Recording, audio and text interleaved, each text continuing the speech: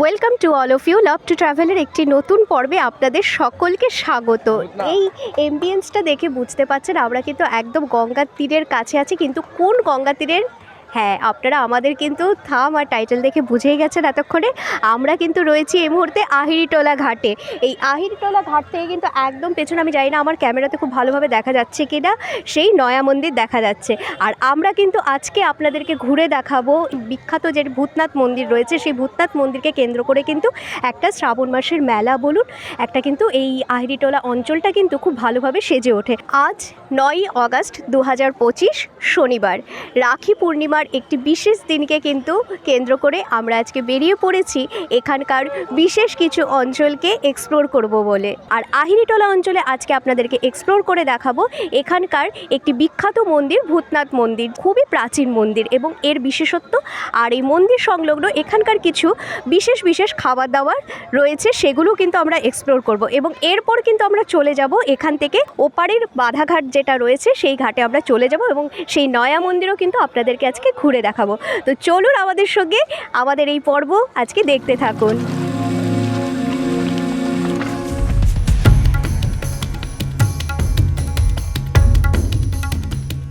আমরা খুব ভালোভাবে ভূতনাথ মন্দিরে দর্শন করতে পারলাম। খুব পবিত্র মাস, শ্রাবণ মাস, সেই জন্য ভক্তদের ঢল নেমেছে। কলকাতা শহরে যারা থাকেন তাদের কাছে তো এই ভূতনাথ মন্দির এবং আহিরিটোলা অত্যন্ত পরিচিত জায়গা।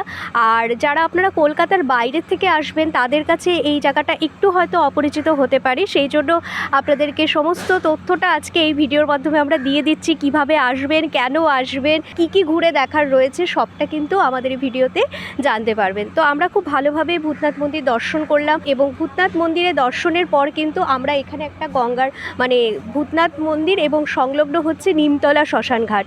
তো আমরা শ্মশান ঘাটের পেছনটাতেই রয়েছি।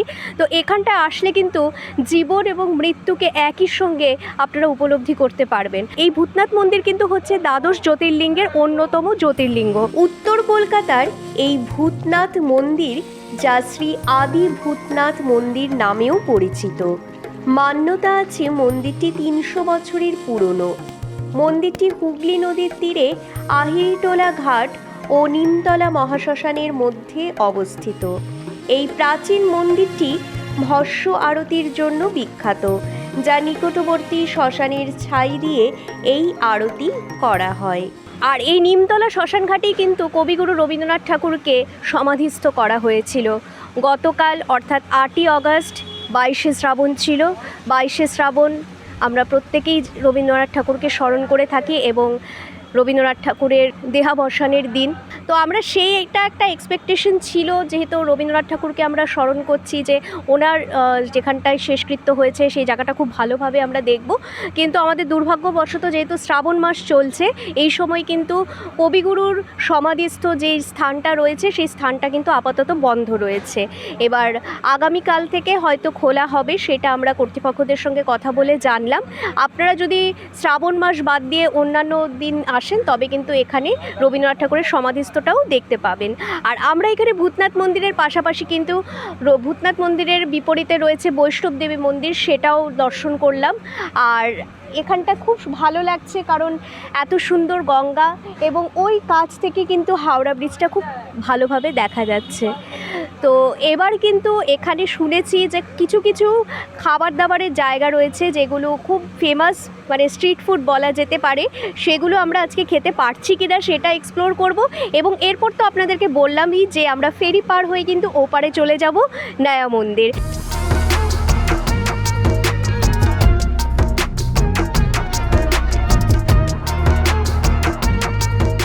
আমরা কিন্তু এই মুহূর্তে রয়েছি শঙ্কর লিট্টিতে, আর আমরা নিয়েছি কিন্তু এখান থেকে লিট্টি চোখা। লিট্টি চোখার কিন্তু একদম ছোট ছোট পিস রয়েছে, আর আমরা দেখতে পাচ্ছি 5 পিস। আর এই 5 পিস লিট্টি চোখার দাম পড়েছে, এক প্লেটের দাম পড়েছে কিন্তু 50 টাকা।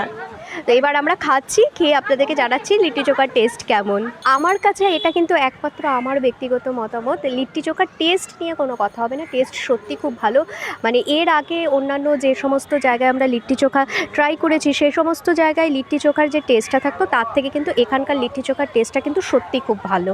লিট্টি চোখার যে সাইজটা আমার কাছে কিন্তু ব্যক্তিগতভাবে খুবই ছোট লেগেছে, আর ছোট হলেও সেটা যেটা এক প্লেটের দাম 50 টাকা পড়েছে, আমার মনে হয় যে যদি 30 টাকা হতো তবে ঠিকঠাক ছিল।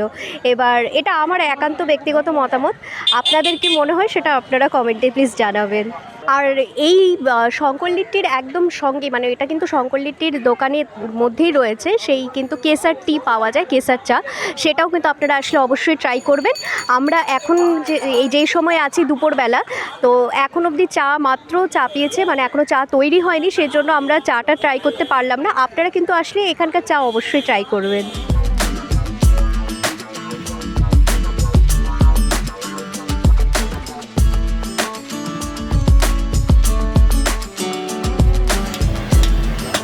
শঙ্কর লিট্টি থেকে একটু এগিয়ে আসলেই কিন্তু এই দোকানটা দেখতে পাওয়া যাবে, জয় বাবা ভূতনাথ সুইটস অ্যান্ড স্ন্যাক্স। এখান থেকে আমরা নিয়ে নিয়েছি 1 প্লেট কচুরি, আর সঙ্গে নিয়েছি 2 রকমের মিষ্টি। 1 প্লেট কচুরিতে 5 পিস কচুরি থাকছে, সঙ্গে থাকছে আলু এবং কাবলি ছোলার একটি তরকারি। এবং এখানে কিন্তু যেহেতু ভূতনাথ মন্দির সবাই পুজো দিতে আসবে, এই এলাকায় যা আপনারা খাবার দাবার খাবেন সমস্তটাই কিন্তু মানে সম্পূর্ণভাবে নিরামিষ, মানে পিওর ভেজ। আর এত মানে নিরামিষ খাবার কিন্তু খুবই সুস্বাদু লেগেছে, মানে যেটা সবজির যে টেস্টটা ছিল, মানে আলু এবং কাবলি ছোলার তরকারি টেস্টটা কিন্তু সত্যি খুব ভালো ছিল। এর মূল্য কিন্তু পড়েছে মাত্র 30 টাকা, আর এই 30 টাকার প্লেটে কিন্তু আপনারা পেয়ে যাচ্ছেন 5 পিস কচুরি, আর সঙ্গে 1 বাটি কিন্তু আলু আর কাবলি ছোলার তরকারি। এর পাশাপাশি আমরা নিয়ে নিয়েছি এখান থেকে 2 রকমের মিষ্টি, একটি হচ্ছে পান্তুয়া আর অপরটি হচ্ছে চন্দ্রকলা। মিষ্টির টেস্ট নিয়ে নতুন করে কিছু বলার নেই, কারণ আমি খুব একটা মিষ্টি মানে ফেভারিট নয়, সেই জন্য আমি মিষ্টিটাকে নিয়ে খুব অ্যানালাইসিস ভালো করতে পারবো না। মিষ্টির স্বাদ যেরকম থাকে সেরকমই। আর সবজির টেস্ট যেটা আপনাদেরকে বললাম সত্যি অসাধারণ ছিল, এবং কচুরির টেস্ট নিয়েও কোনো কথা হবে না। আপনারা যদি ভূতনাথ মন্দির দর্শন করতে আসেন তবে এই জয় বাবা ভূতনাথ সুইটস অ্যান্ড স্ন্যাক্স থেকে কিন্তু অবশ্যই এই কচুরি এবং এই তরকারি কিন্তু অবশ্যই ট্রাই করবেন।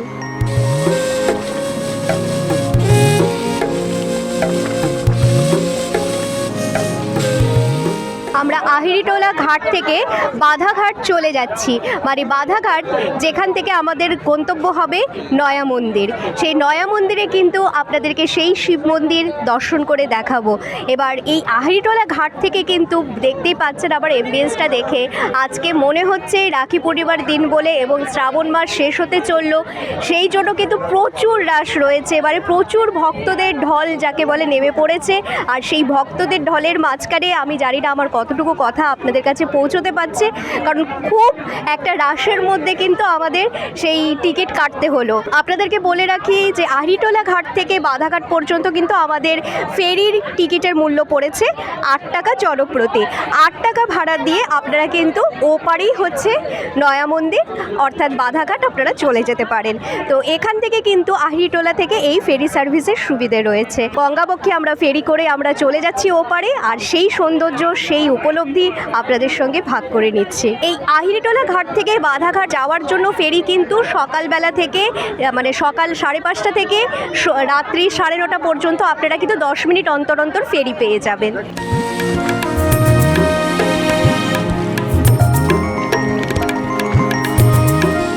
অনেক যুদ্ধ করে আমরা আহিরিটোলা ঘাট থেকে বাধাঘাটে এসে অবশেষে উপস্থিত হয়েছি, এবং বাধাঘাট পর্যন্ত আসার পর মানে বাধাঘাট থেকে যে বেরোনোর মুখে মানে এতটা একটা রাশের মুখে পড়তে হয়েছে। আসলে এই যে এত ভিড় শুধু আজকে রাখি পূর্ণিমা ভক্তদের জন্য নয়, মানে আজকে 9ই আগস্ট সেই অভয়া আন্দোলনের জন্য নবান্ন অভিযান হচ্ছে, সেই অভিযানের জন্য কিন্তু হাওড়া ব্রিজ এবং দ্বিতীয় হুগলি সেতু দুটোই কিন্তু বন্ধ। আজকে যেহেতু একটা উৎসবের দিন এবং এই একটা আন্দোলনের ব্যাপার রয়েছে, যার ফলে কিন্তু মানে হাওড়ার সঙ্গে যে কানেক্টিভিটির রাস্তাগুলো সেই সবটা কিন্তু বন্ধ, যার ফলে কিন্তু সাধারণ লোকেদের খুবই অসুবিধে হচ্ছে। যাই হোক, বাবার অশেষ কৃপা, কারণ বাবার স্থানে এসছি আজকে, তাই ভূতনাথ মন্দির দর্শন করলাম। এবার কিন্তু আমরা শালকিয়ার নয়া মন্দির দর্শন করতে যাচ্ছি। এই বাধাঘাট থেকে একটু এগিয়ে গিয়েই কিন্তু হচ্ছে নয়া মন্দির। তো চলুন আমাদের সঙ্গে নয়া মন্দিরটা দর্শন করে নিন। আমরা কিন্তু পৌঁছে গেছি শালকিয়ার সেই বিখ্যাত বঙ্গেশ্বর মহাদেব মন্দির তথা নয়া মন্দির। আমরা কিন্তু নয়া মন্দিরের সামনেই রয়েছি, আর মন্দির কিন্তু 4টের সময় খোলে। আমাদের কাছে তথ্য ছিল যে মন্দির 4টের সময় খোলা হয়, কিন্তু 4টে বেজে 5 মিনিট হয়ে গেছে, কিন্তু এখনও মন্দির কিন্তু খোলেনি। কেন খোলেনি বুঝতে পারছি না, মন্দিরের দরজা দেখছি বন্ধ। তো এবার মন্দির খোলার অপেক্ষায় আছি। মন্দির খুললে অবশ্যই আমরা বাবার দর্শন করব, কারণ এখানে দ্বাদশ জ্যোতির্লিঙ্গ রয়েছে। সেই সমস্ত জ্যোতির্লিঙ্গগুলো আপনাদেরকে ঘুরে দেখাবো। শুধু আমাদের এখন মন্দির খোলার অপেক্ষা। আর বাধাঘাট থেকে কিন্তু এই মন্দির পর্যন্ত আসতে আমাদের সময় লেগেছে ওই মিনিট 5। আমরা কিন্তু 4টের সময়, একদম ডট 4টের সময় কিন্তু বঙ্গেশ্বর মহাদেবের মন্দিরে চলে এসেছি, কিন্তু মন্দির প্রাঙ্গণ কিন্তু এখনও খোলেনি। সম্ভবত যেটা শুনতে পেলাম যে আজকে তো এই সপ্তাহটা তো ঝুলন যাত্রা চলছিল, তাই ঝুলন উপলক্ষে কিন্তু যদি পুজো, বিশেষ যে পুজো হচ্ছে সেই পুজো যদি সমাপ্ত না হয়ে থাকে, তবে কিন্তু মন্দির হয়তো বা 6টার সময় খুলতে পারে। সেটা আমাদের কাছে সঠিক তথ্য নেই। যাই হোক, তো আমরা এতক্ষণ কী করব, কারণ যেহেতু 4টে বেজে অনেকটা পার হয়ে গেছে, তাই আমরা তো অপেক্ষা করছি যে কখন মন্দির খুলবে।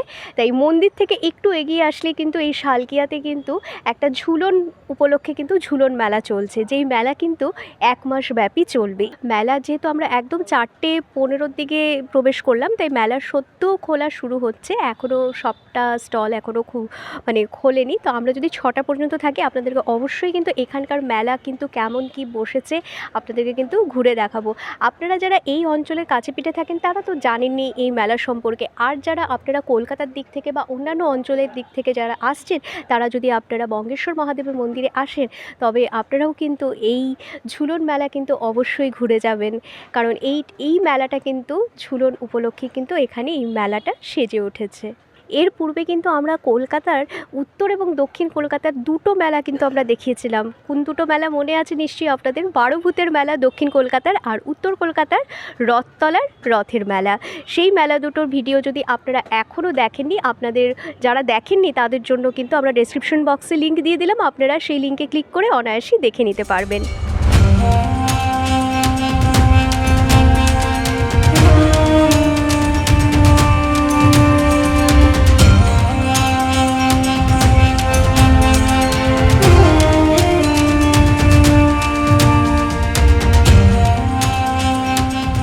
আমরা কিন্তু আপনাদেরকে যেরকম বললাম, আমরা 4টের সময় চলে এসেছিলাম, কিন্তু 1.5 ঘন্টা আমাদেরকে অপেক্ষা করতে হলো, কারণ যেহেতু ঝুলন চলছে, ঝুলন পূর্ণিমা আজ, সেই ঝুলন পূর্ণিমা উপলক্ষে কিন্তু আজ মন্দির খুলতে কিন্তু অনেকটাই দেরি হলো। 6টা শুনেছিলাম, কিন্তু 5:30টায় মন্দির খুলে গেল, এবং 1.5 ঘন্টা অপেক্ষার পর কিন্তু অবশেষে আমরা বঙ্গেশ্বর মহাদেবের মন্দির অথবা নয়া মন্দির বা নতুন মন্দিরে কিন্তু প্রবেশ করলাম।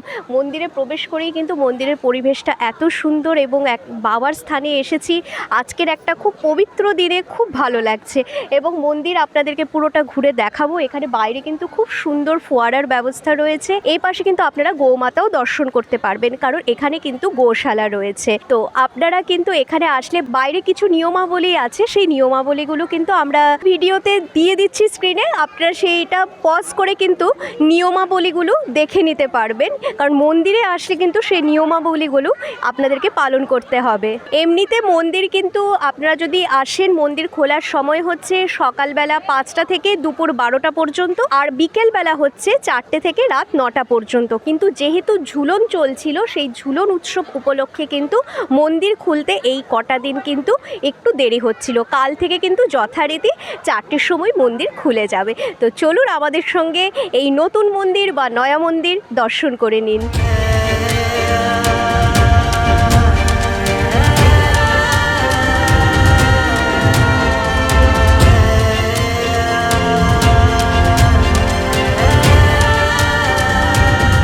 আপনারা সোজা চলে এলেন, এবং সোজা কিন্তু একদম আমার পেছনে দেখতে পাচ্ছেন একদম বাবার মেন প্রধান মূল মন্দির, আর একদম পাশে কিন্তু জুতো রাখার স্ট্যান্ড রয়েছে।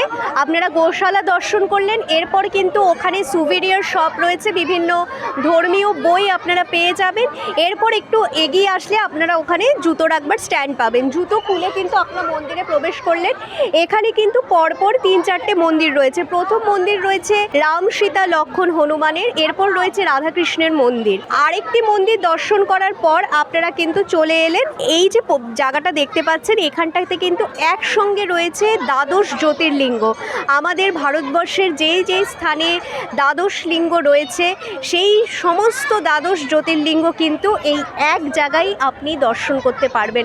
আপনার কেদারনাথ হোক বা আপনার কাশী বিশ্বনাথ হোক, যাওয়ার প্রয়োজন নেই। এই নতুন মন্দিরেই কিন্তু আপনি একসঙ্গে দ্বাদশ জ্যোতির্লিঙ্গের দর্শন করে নিতে পারবেন। তো আজকে আমরা একটা খুব ভালো দিনে এসেছি, একটা উৎসবের দিন, এবং শ্রাবণ মাস শেষ হতে চললো। আর সেই জন্য কিন্তু অসংখ্য ভক্তদের ঢল নেমেছে এই মন্দির দর্শন করার জন্য। আরেকটা জিনিস ইন্টারেস্টিংলি খুব ভালো লাগলো, সেটা হচ্ছে এই যে মানে শিবের যে মূর্তিটা আমরা দেখতে পাচ্ছি, মানে শিবের যেটা স্ট্যাচু যেটা রয়েছে মূর্তি, সেই মূর্তিটা কিন্তু আমরা বিভিন্ন সময় যখন হাওড়ার বিভিন্ন ঘাটগুলোতে যাই, মানে ওপারে হাওড়ার যে সমস্ত আহিরিটোলা হোক, শোভাবাজার হোক, সেই বা বাগবাজার হোক, সেখান থেকে কিন্তু সব সময় দেখা যায় এই মন্দিরটা, মানে এই মূর্তিটা বিশেষ করে। তো আমার কিন্তু বিশেষভাবে একটা কৌতূহল ছিল যে এই শিব মূর্তিটা কোথার থেকে দেখা যাচ্ছে। তো আজকে সেই আমার কৌতূহলের অবসান ঘটলো, এবং এই যে মূর্তিটা ওপার থেকে দেখতাম সেটা একদম খুব কাছ থেকে ভালোভাবে দেখতে পাচ্ছি। আরেকটা ব্যাপার হচ্ছে এই মূর্তিটার ওপরে কিন্তু একটা মানে যেটা শিবের জটা, সেই জটা থেকে যে জলটা, সেই জলটা কিন্তু ডিরেক্ট গিয়ে পড়ছে গঙ্গাতে। তো এটা খুব একটা মানে সত্যি খুব দারুণ ব্যাপার। তো যাই হোক, আমরা এখন মূল মন্দিরে প্রবেশ করব আর পুরো মন্দিরটা আপনাদেরকে ঘুরে দেখাবো। আর এটা কিন্তু একটা সত্যি একদম গঙ্গার একদম তীরবর্তী স্থান, মানে যেটা আমি বারবার বলে এসেছি পানিহাটির সেই পর্বগুলোতেও, যে প্রকৃতির সঙ্গে আধ্যাত্মিকতার একটা মেলবন্ধন ঘটে যায়। আর এই মন্দিরেও কিন্তু তার ব্যতিক্রম ঘটেনি, সত্যি কিন্তু প্রকৃতির মাঝে আধ্যাত্মিকতার মেলবন্ধন ঘটেছে। হাওড়া রেলওয়ে স্টেশনের কাছে শালকিয়া রোডে অবস্থিত নতুন মন্দির, যা নয়া মন্দির নামে পরিচিত। হাওড়া জেলায় অবস্থিত এই বিশিষ্ট শিব মন্দিরটি বঙ্গেশ্বর মহাদেব মন্দির নামেও পরিচিত। মন্দিরটি 51 ফুট উঁচু শিব মূর্তির জন্য বিখ্যাত। মন্দির চত্বরে 12টি জ্যোতির্লিঙ্গের প্রতিরূপ এবং অন্যান্য দেবদেবীর উদ্দেশ্যে নিবেদিত মন্দিরও রয়েছে। এখান থেকে আপনাদেরকে যেরকম বললাম, একদম গঙ্গার তীরবর্তী মন্দির হওয়াতে কিন্তু এত কাছ থেকে কিন্তু হাওড়া ব্রিজকে দেখা যাচ্ছে, এবং এখান থেকে কিন্তু হাওড়া ব্রিজটা দেখতে খুবই সুন্দর লাগছে। এই এত সুন্দর একটা মন্দিরের পাশে মানে এই যে ভিউটা, হাওড়া ব্রিজ দেখা যাচ্ছে এখান থেকে, আর একদম মাঝখানটাতে মনে হচ্ছে আমরা রয়েছি, ও পাশে রয়েছে দ্বিতীয় হুগলি সেতু। তো বুঝতেই পারছেন খুব সুন্দর একটা স্থানে কিন্তু এই মন্দিরটি। আপনাদেরকে যেরকম বললাম যে আজকে কিন্তু ঝুলন উৎসবের একদম অন্তিম দিন, রাখি পূর্ণিমা, এবং ঝুলন উৎসব শেষ হয়ে যাচ্ছে। আমরা খুব ভালো দিনে এসেছি, এখানে কিন্তু খুব সুন্দরভাবে কিন্তু ঝুলন সাজানো হয়েছে। আমরা ছোটোবেলায় ছোট ছোট পুতুল দিয়ে সেই কৃষ্ণের ঘটনাগুলো দেখতাম যে ঝুলন সাজানোর মাধ্যমে, এখানেও কিন্তু খুব সুন্দরভাবে ঝুলন সাজানো হয়েছে। এবং কৃষ্ণের জন্ম থেকে, কৃষ্ণের জন্ম হলো কারাগারে, এরপর বাসুদেব কিভাবে যমুনা পার করালো কৃষ্ণকে, মানে ছোট কৃষ্ণকে, তারপরে কিন্তু নন্দের ঘরে আসলো কৃষ্ণ, তারপরে মাখন মানে কিভাবে সেই মা যশোদার সঙ্গে কৃষ্ণের খুনসুটি, এবং তারপরে কৃষ্ণের বড় হয়ে ওঠা, কালীয় দমন, সেই সমস্ত ঘটনাগুলো কিন্তু এখানে খুব সুন্দর করে কিন্তু পুতুল দিয়ে বা মূর্তি দিয়ে বলা যেতে পারে সাজিয়ে এখানে কিন্তু ঝুলন সাজানো হয়েছে। তো খুব ভালো লাগছে এই ঝুলনটা দেখে। এবার আজকে তো ঝুলন শেষ, এবার জানি না এই ঝুলন সাজানো আর কত দিন পর্যন্ত থাকবে। আপনারা যদি এই ঝুলনের মধ্যে এসে থাকেন তাহলে তো আপনারা এই সুন্দর এই ঝুলনের দৃশ্যও কিন্তু উপভোগ করতে পারবেন। যেরকম বললাম, আজকে যেহেতু 9ই আগস্ট এবং রাখি পূর্ণিমার দিন ঝুলন কিন্তু শেষ হয়ে যাচ্ছে। আপনারা যদি এই ঝুলন দর্শন না করতে পেরেছেন তবে তো আমাদের ভিডিওর মাধ্যমে আপনারা দেখেই নিলেন। আমরা খুব সুন্দরভাবে কিন্তু এখানে শিব মন্দির দর্শন করলাম। আর এই নয়া মন্দির বা বঙ্গেশ্বর মহাদেবের মন্দির কিন্তু এখানে কিন্তু প্রধান যে মন্দির, এখানে কিন্তু মানে আমরা শিব মন্দিরে সাধারণত শিবলিঙ্গ থাকে, কিন্তু শিবলিঙ্গ তো আলাদাভাবে জ্যোতির্লিঙ্গ মানে দ্বাদশ জ্যোতির্লিঙ্গ রয়েছেই। আর এখানে কিন্তু মূল মানে আমরা শিবের একদম যেটা মুখ আমরা সাধারণত ছবিতে দেখেছি বাবাকে, সেই ভোলানাথকে, সেই শিবের মুখ কিন্তু এখানে পূজিত আয়োজিত হচ্ছে। আর পাশাপাশি কিন্তু শিব মন্দির দর্শন করার পর কিন্তু আপনারা দর্শন করে নিতে পারবেন পার্বতী এবং পার্বতীর কোলে ছোট্ট গণেশ, আরেক পাশে রয়েছে লক্ষ্মীনারায়ণ। আর সেই শিব মন্দিরের পেছন দিকটাতে একটু এগিয়ে আসলে কিন্তু আপনি একদিকে পাবেন জগদ্ধাত্রী বা বিপত্তারিণী মা, আরেক পাশে রয়েছে স্বয়ং বজরংবলী বা হনুমানের মন্দির। তো এই হচ্ছে মোটামুটিভাবে আপনাদেরকে পুরো মন্দিরের ধারণাটা দিয়ে দিলাম এবং পুরো মন্দিরটা আপনাদেরকে দর্শন করিয়ে দিলাম। এই নয়া মন্দির বা নতুন মন্দির কিন্তু হাওড়ার শালকিয়াতে অবস্থিত। এবার হাওড়া কিন্তু আমরা সবাই জানি পশ্চিমবঙ্গের মধ্যেই, পশ্চিমবঙ্গের বাইরে নয়। এবার এটা একান্ত আমার ব্যক্তিগত মতামত যে আমি মন্দিরটা প্রবেশ করলাম এবং প্রবেশ করার পর বাইরে থেকে ঢোকা পর্যন্ত যত আমি লেখা দেখছি সমস্তটা কিন্তু হিন্দি হরফে লেখা। আমি হিন্দি ভাষা জানি ভালোভাবে লিখতে পড়তে, আমি পড়ে নিতে পারছি, কোনো ব্যাপার না। কিন্তু বাংলার মধ্যে যদি এইভাবে পুরোটা হিন্দি লেখা থাকে, মানে আমি জানি না যে এই মুহূর্তে মানে এই পরিস্থিতিতে আজকে 9ই আগস্ট আমি এই ভিডিও করছি এবং এখন যেই সময়টায় আছি, মানে রাজনৈতিক প্রেক্ষাপট হোক বা দেশের প্রেক্ষাপটে কিন্তু একটা বাংলা ভাষা হোক বা ভাষা আন্দোলন নিয়ে কিন্তু বেশ একটা সরগরম ব্যাপার। এবার যারা বাংলা ভাষা নিয়ে আন্দোলন করছেন বা বাংলা ভাষা নিয়ে কথা বলছেন, তো আপনাদের কি কারোর এই ব্যাপারটা কি চোখে পড়ছে না? বা চোখে পড়লে আপনাদের কি মতামত যে এইভাবে কি হিন্দিতে লেখা বাংলার কোনো একটা মন্দিরে ঠিক হচ্ছে কি আদৌ? আমাদেরকে প্লিজ কমেন্ট করে জানাবেন। এই যে বাংলা ভাষা নিয়ে একটু বেশি বলে ফেললাম, প্লিজ কেস দেবেন না কিন্তু। এটা যেটা আমাদের মনে হলো, আমরা কিন্তু কোনো রকম কোনো রাজনৈতিক দলের সঙ্গে যুক্ত নেই, আমাদের যেটা মনে হলো ব্যক্তিগতভাবে সেটাই কিন্তু আমরা বললাম, তাই কেস দেবেন না প্লিজ। আচ্ছা, আপনাদেরকে তো নয়া মন্দির দর্শন করিয়ে দেখালাম। এবার আজকের যে ট্যুর প্ল্যানটা ছিল, আপনারা কিভাবে আসবেন বা কেমনভাবে আসবেন পুরো ট্যুর প্ল্যানটা আপনাদেরকে ভালোভাবে বলে দিচ্ছি। আপনারা পশ্চিমবঙ্গের যে কোনো প্রান্ত থেকে আসুন না কেন, আপনাদেরকে তো কলকাতায় আসতেই হবে। আর কলকাতায় যারা বসবাসকারী তাদের জন্য তো কথাই নেই। আপনারা যদি মেট্রো স্টেশন হয়ে আসেন, মানে মেট্রো হয়ে আসেন, সেই ক্ষেত্রে আপনাকে শোভাবাজার সুতারুটি নামতে হবে। আর যদি আপনারা চক্র রেল আছে, সেই চক্র রেল হলে কিন্তু আপনারা শোভাবাজার সুতানুটি রেলওয়ে স্টেশনে আপনারা নেমে যাবেন। শোভাবাজার সুতানুটি রেলওয়ে স্টেশন নামলে আর মেট্রো হয়ে আসলে শোভাবাজার সুতানুটি মেট্রো স্টেশন, সেখান থেকে আপনারা আহিরিটোলা ঘাট আসার জন্য কিন্তু আপনারা অটো পেয়ে যাবেন এবং অটো করে আপনারা চলে এলেন শোভাবাজার মানে আহিরিটোলা ঘাট পর্যন্ত। সেই ঘাট থেকে কিন্তু আপনি আহিরিটোলা ঘাট সমস্তটা দর্শন করে কিন্তু আপনি বাবা ভূতনাথের মন্দির দর্শন করতে পারছেন। বাবা ভূতনাথের মন্দির দর্শন করলেন, বাবা ভূতনাথের মন্দির দর্শন করার পর একটু এগিয়ে আসলে কিন্তু আহিরিটোলা ঘাট পেয়ে যাচ্ছেন। সেখান থেকে কিন্তু ফেরি সার্ভিস রয়েছে বাধাঘাট আসার জন্য।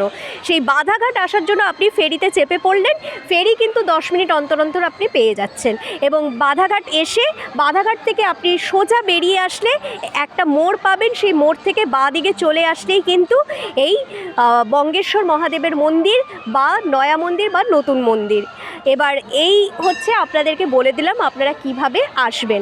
আর আপনাদেরকে একটু মূল্যগুলো আবার একটু কাইন্ডলি বলে দিচ্ছি। মেট্রোতে আপনি যদি মহানায়ক উত্তম কুমার বা তার আগের স্টেশন মানে শহীদ ক্ষুদিরামের দিক থেকে আসেন, আপনাদের মোটামুটি শোভাবাজার সুতানুটি পর্যন্ত 20 টাকা ভাড়া পড়বে।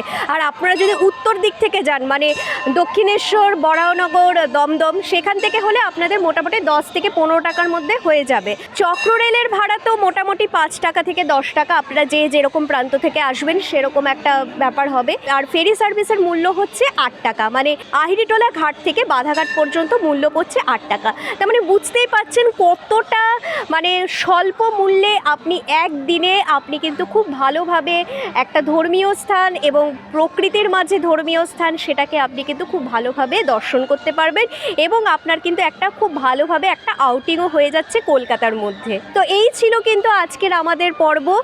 আর শ্রাবণ মাস শেষের পথে, তাই ভাবলাম যে শ্রাবণ মাস উপলক্ষে এই বিশেষ বাবার স্থান বা ভোলানাথের স্থান শিব মন্দির আপনাদেরকে দর্শন করিয়ে দেখাই। আর আপনাদের এই ভিডিও কেমন লাগলো আমাদেরকে নিশ্চয়ই কমেন্ট করে জানাবেন। আর আমাদের যদি কোনো কিছু তথ্য ভুল হয়ে থাকে সেটা কিন্তু আপনারা নির্দ্বিধায় ধরিয়ে দেবেন কমেন্ট সেকশনে। আর আমাদের এই ভিডিও ভালো লেগে থাকলে প্লিজ লাইক করবেন এবং প্রচুর প্রচুর শেয়ার করবেন। আর আপনারা কিন্তু অনেকেই আমাদের ভিডিও দেখছেন, আমাদেরকে প্রচুর ভালোবাসা দিচ্ছেন, কিন্তু আপনারা সাবস্ক্রাইবটা করছেন না। প্লিজ সাবস্ক্রাইবটা করে ফেলুন তাড়াতাড়ি। সাবস্ক্রাইবটা করতে তো কোনো টাকা পয়সা লাগে না, তাই ঝটপট সাবস্ক্রাইব করে ফেলুন লাভ টু ট্রাভেল, এবং পাশে দেওয়া বেল আইকন প্রেস করে অল নোটিফিকেশন অন করে দিতে একদম ভুলবেন না, যাতে আমাদের নেক্সট মানে পরবর্তী ভিডিও আপলোড করার সাথে সাথেই কিন্তু আপনাদের কাছে ইনস্ট্যান্ট নোটিফিকেশন পৌঁছে যায়। এই ছিল আজকের পর্ব। আগামী দিনে আরও নিত্য নতুন ভিডিও নিয়ে আপনাদের সঙ্গে হাজির হব। ভালো থাকবেন, ধন্যবাদ।